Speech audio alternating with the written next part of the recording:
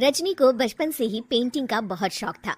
वो हमेशा से ही पेंटर बनना चाहती थी, पर उसके माँ और पिताजी ने उसको कभी भी इस चीज के लिए सपोर्ट नहीं किया और उसकी शादी नीरव से हो गई।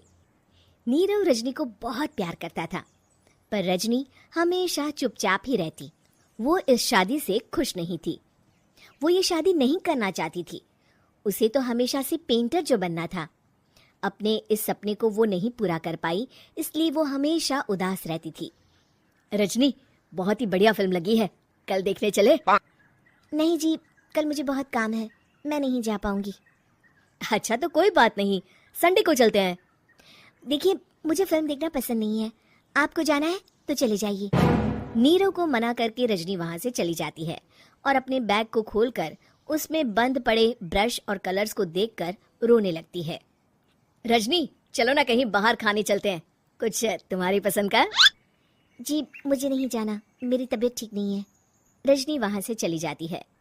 नीरव को समझ नहीं आता कि रजनी उससे इतना दूर क्यों रहती है।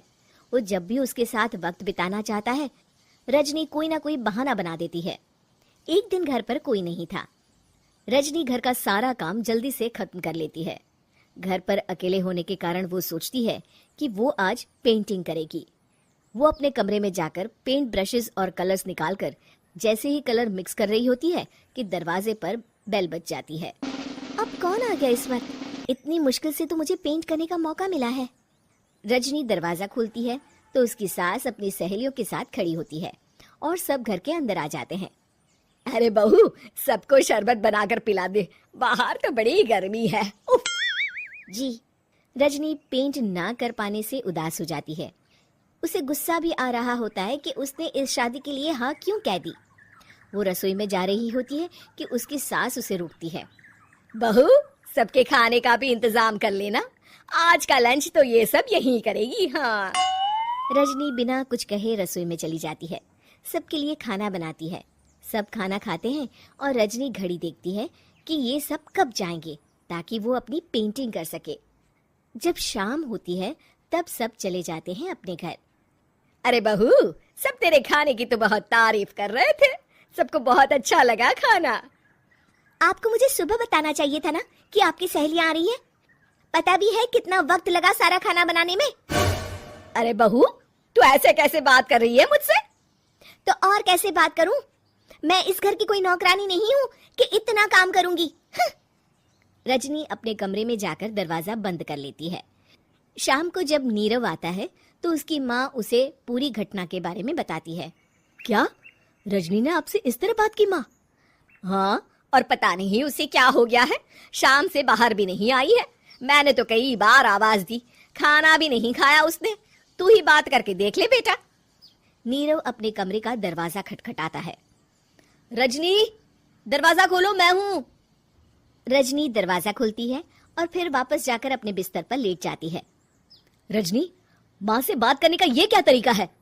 मैंने कोई गलत बात नहीं की है। अरे तुम क्यों ऐसे बर्ताव कर रही हो सबके साथ? क्या तुम इस शादी से खुश नहीं हो? रजनी कुछ नहीं बोलती। अरे बताओ मुझे रजनी, क्या ये शादी तुम्हारी मर्जी के खिलाफ हुई है? हाँ, मैं ये शादी कभी नहीं करना चाहती थी। तुमसे क्या, मैं किसी से भी शादी नहीं करना चाहती थी।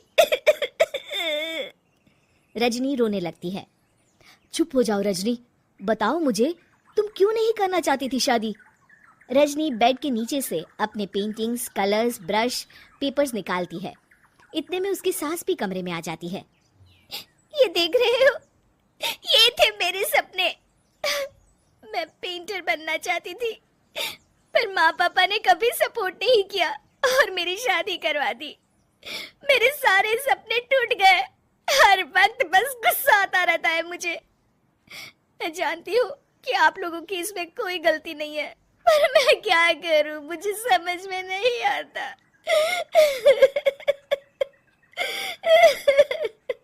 रजनी फूट फूट कर रोने लगती है।